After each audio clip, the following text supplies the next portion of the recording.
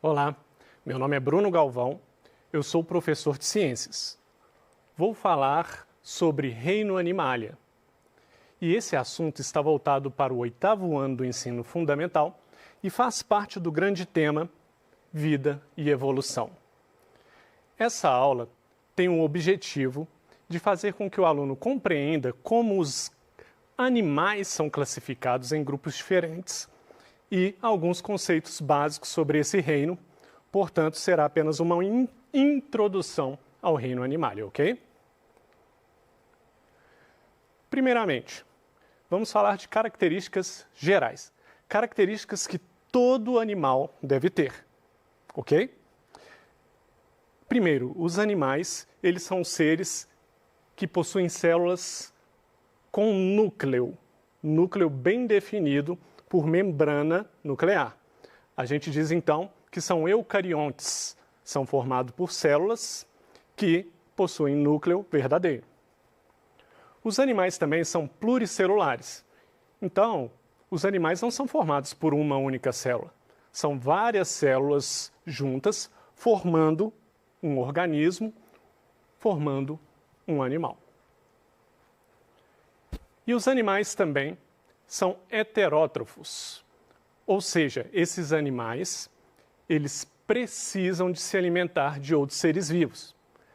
Lembrem que na última aula nós falamos do reino Plantae, que são organismos, seres vivos capazes de fazer fotossíntese, fabricam o próprio alimento.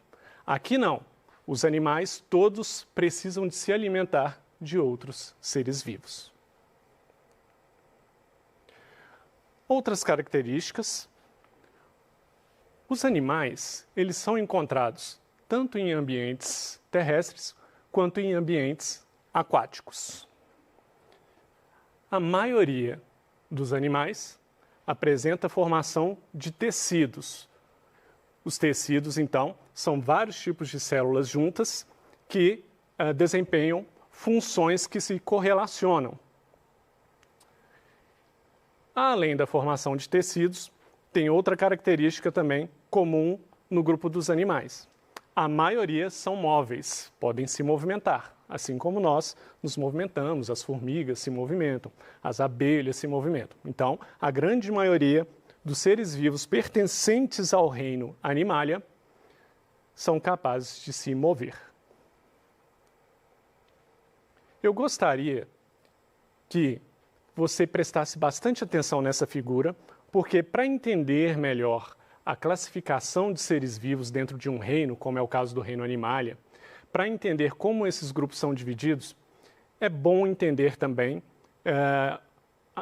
quais são essas divisões básicas usadas pelos cientistas para classificar animais, ok? Vamos olhar aqui nessa figura.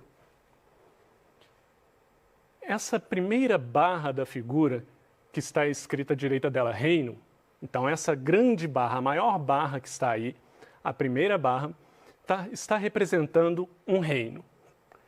Eu posso ter mais de um reino? Posso ter vários reinos, e existem vários reinos realmente. Eu quis representar apenas um para ficar aqui o mais fácil o possível de você compreender. Abaixo de reino tem outras duas barras, que eu identifiquei como barra 1 e barra 2.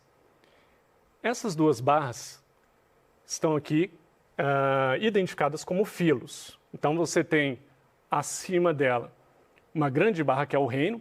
Dentro desse reino você tem os filos. Ah, eu só tenho 2 filos? Não, eu posso ter vários filos. Aqui eu representei 2 por uma questão de simplicidade, de facilitação.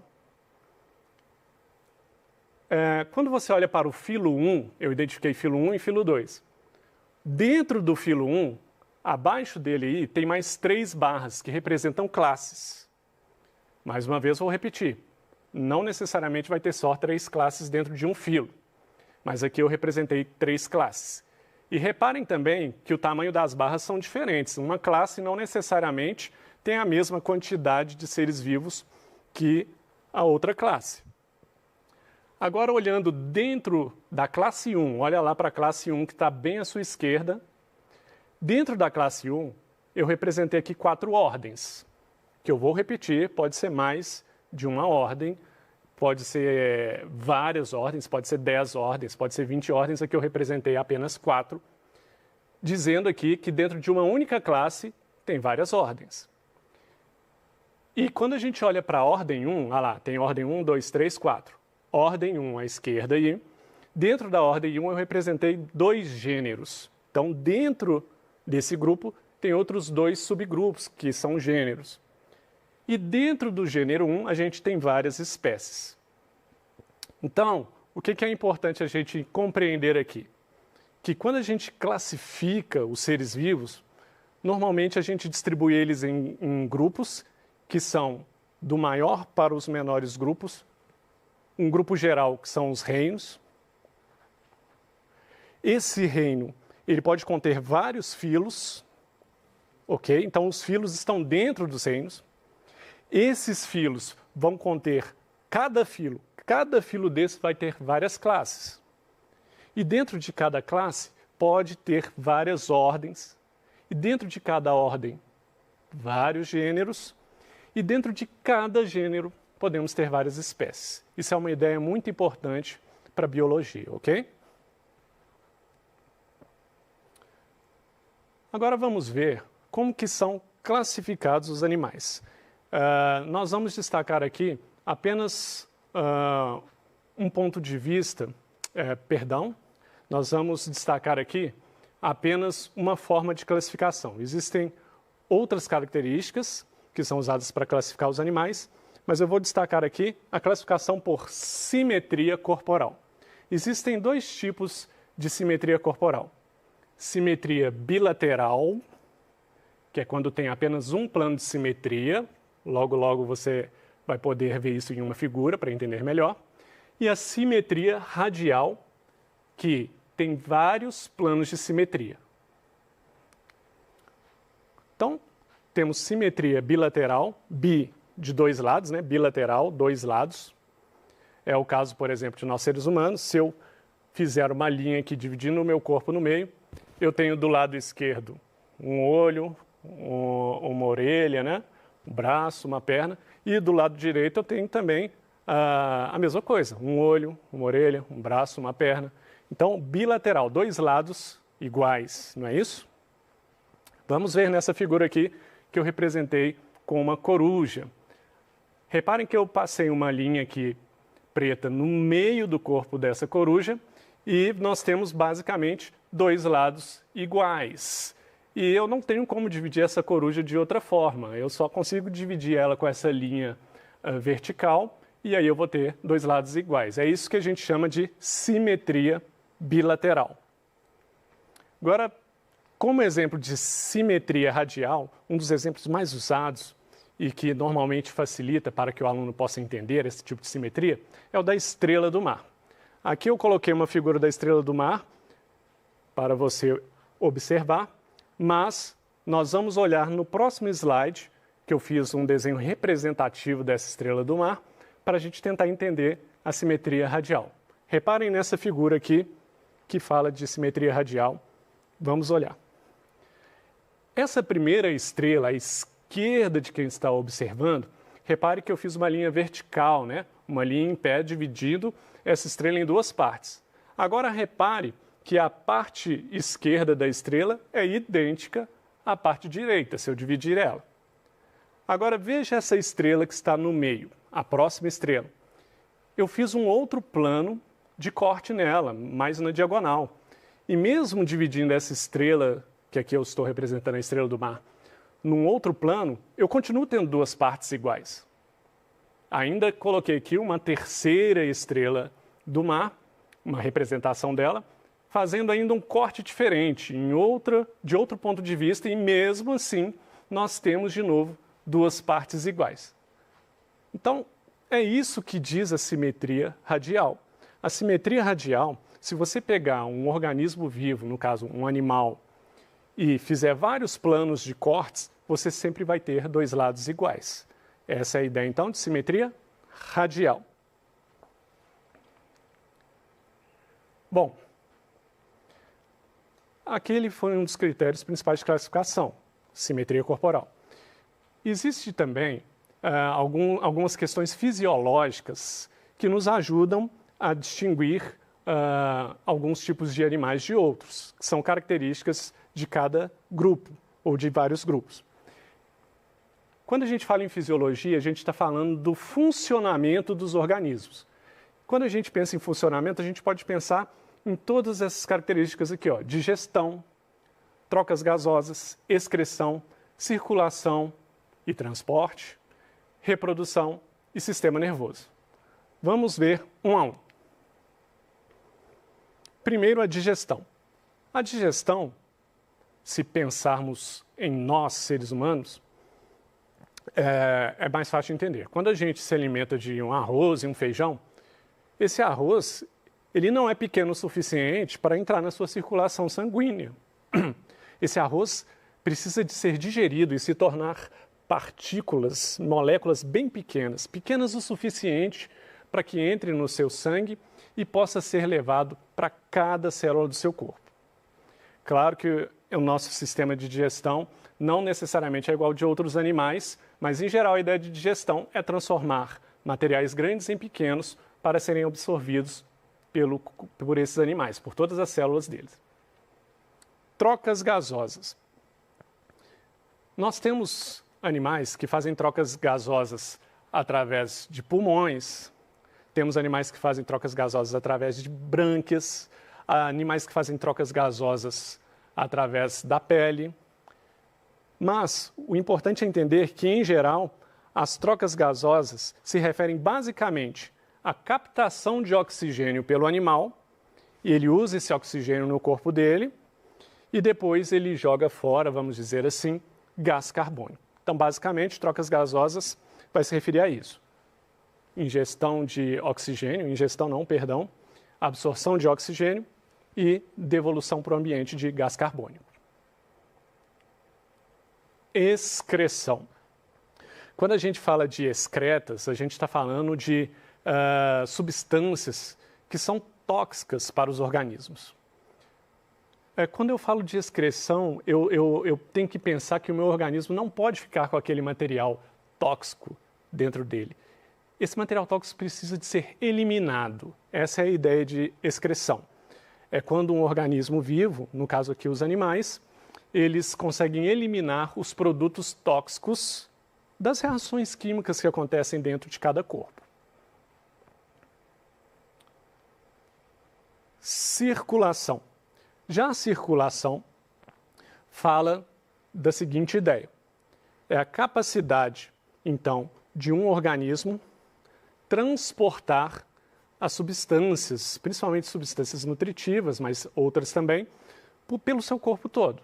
Então, quando a gente pensa em circulação, a gente está falando de transportes de substância dos organismos. Ele pode ser de uma célula para outra. Uma célula aqui tem uma substância e passa para a célula vizinha, que passa para outra célula vizinha e para outra. Pode. Ou pode ter um sistema que eu poderia dizer que, de forma simplificada, que seria um pouco mais complexo, que é a ideia do sistema circulatório. Você ter vasos sanguíneos, como é o caso dos seres humanos, que vão transportar substâncias para todas as células. Outra característica também que pode nos ajudar a identificar grupos diferentes de animais é a reprodução. A reprodução, ela pode ser sexuada ou assexuada. Na reprodução sexuada ainda, a gente pode ter animais machos, fêmeas e hermafroditas. Os animais hermafroditas são aqueles que produzem tanto gametas masculinos quanto gametas femininos. E isso, então, reprodução sexuada. E a assexuada, não há necessidade de um ser macho e uma fêmea, e nem de um ser vivo, um animal hermafrodita.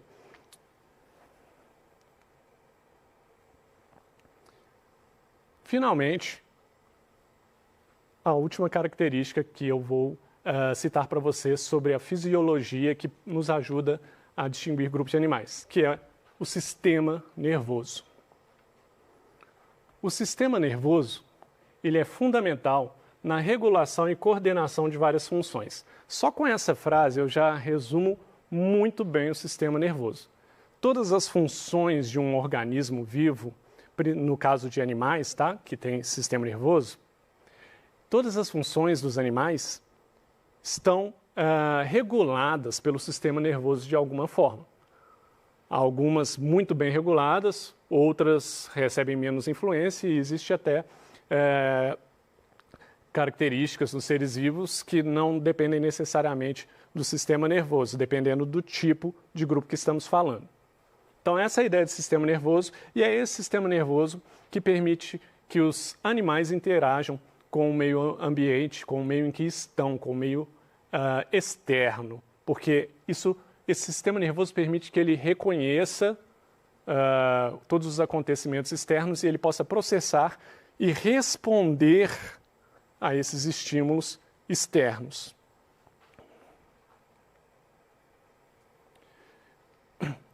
O reino animalia, sem dúvida, é um dos assuntos mais extensos da biologia. Então, você precisa de ter muita calma e tranquilidade. E nós vamos tentar ver da forma mais tranquila possível. O reino animal é dividido em 9 filos. Lembra que a gente tem reino e depois dentro do reino pode ter vários filos? Aqui, no reino animalia, nós temos 9 filos. Vamos ver aqui. Poríferos, quinidários, platelmintos, nematelmintos, moluscos, anelídeos, artrópodes e equinodermos. Eu falei os 8 primeiros, porque esses 8 fazem parte de um grupo que a gente chama de invertebrados. Esse grupo ele é apenas uma classificação didática, ok? A classificação científica mesmo é em filos. E, finalmente, o último grupo aí, que é o filo dos cordados, que é o também chamado de vertebrados, ao qual nós fazemos partes. Nós somos, então, pertencentes ao filo cordados e somos considerados, então, vertebrados. Vamos falar rapidamente sobre os invertebrados e os vertebrados, mas esse assunto, como ele é um assunto muito grande, nós vamos tratá-los de forma mais cuidadosa nas próximas 2 aulas. Nós vamos falar de invertebrados e depois de vertebrados. Os invertebrados têm como características gerais a ausência de ossos, eles não possuem ossos. Podem possuir estrutura rígida ou ter corpo mole. Essa estrutura rígida que está aqui não quer dizer que são ossos, ok? Estrutura rígida pode ser uma camada de quitina em insetos, por exemplo, que deixa aquele inseto com uma casca um pouco mais rígida ou dura, vamos dizer assim. É o grupo mais diverso de todos, é 95% do reino animalia, em média, tá? Temos como exemplos abelhas, caracóis e minhocas. Os invertebrados, eles podem ser terrestres ou aquáticos. Temos aqui como exemplo de terrestres as próprias abelhas e caracóis e minhocas que eu citei. E aquáticos temos água-viva, polvos, corais, estrelas do mar. Finalmente, os vertebrados.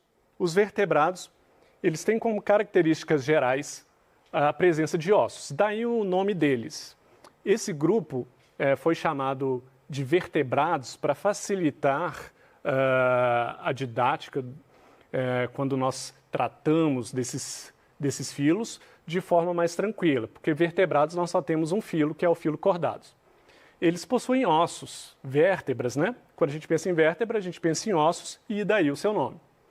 E essas vértebras, esse esqueleto protege os órgãos. E com órgãos protegidos e que dão mais sustentação para o corpo, você consegue ter animais de porte maior. Então, os animais de porte maior conseguem ter esse tamanho que tem, como nós seres humanos, leões, que são grandes animais, elefantes, porque tem vértebras, ossos para sustentar esse tamanho deles. E eles são cerca apenas de 5% do reino animalia.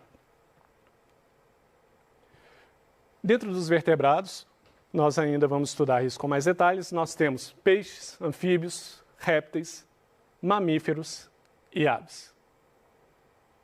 Quais foram os pontos principais? Eles são pluricelulares, eucariontes heterótrofos. Eles são classificados por simetria corporal, é uma das classificações, existem outras formas de classificar. Caracterização por fisiologia também nos ajuda a separar esses grupos. E nós temos como grupos principais invertebrados e vertebrados. É isso que eu queria falar para vocês hoje. Eu agradeço a todos e desejo um bom estudo.